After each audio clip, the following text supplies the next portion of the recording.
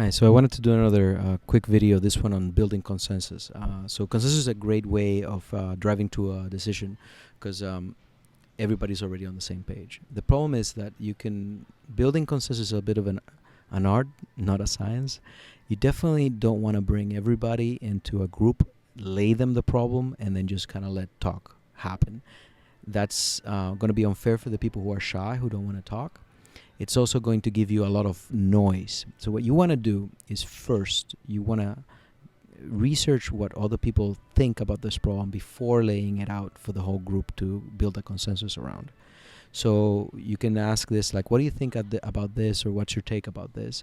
Before, don't give any of your feedback. Just let them tell you what they think, and then just allow that to build. So like if someone has a particular problem with something you think might be the way to go, you can address it before you bring that to the discussion with the whole group. So that's number one. So research people's opinions. Number two is use vision to drive the discussion. So do objective over opinion. It's like, I don't care what you think. It's what are we trying to achieve? And once we're aligned on what we're trying to achieve, it's a lot easier to put into context what people's opinions are. Because then it's not so much about you're right and I'm wrong. It's this gets us to where we want, or this gets us further away from what we want. And it's a non-challenging, well, it's a challenging discussion, but it's not a personal discussion. It's less likely to be taken personally, like for you to feel offended, because it's not you're wrong and I'm right. It's this gets us closer, this gets us further away. So use vision to drive the discussion that is objective over opinion.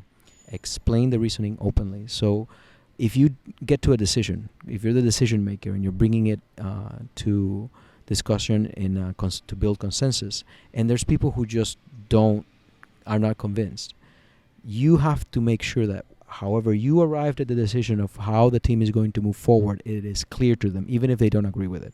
So even if they don't believe what you're saying is true, or they don't agree with what you think should be done, they must understand the reasoning behind it, or how you arrived at that decision.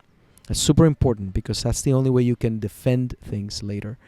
So only overrule if necessary, and just make sure that before you start, you make it clear who has the final say. Because sometimes things can get deadlocked in consensus, but if you've got it very clear, this is the person who has the final say, then it's easier to move forward.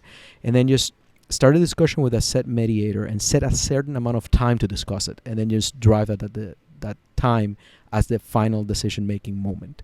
Because if you just let it float away, people can start circling back and rediscussing things that have already been talked about. Whereas, like if you start with as a mediator, like you start moderating what people are saying, and you have a very crystal clear deadline and time where you're going to finish the discussion, it crystallizes people's thoughts and allows people to just understand what you're trying to get at, and the importance of actually finishing with a decision.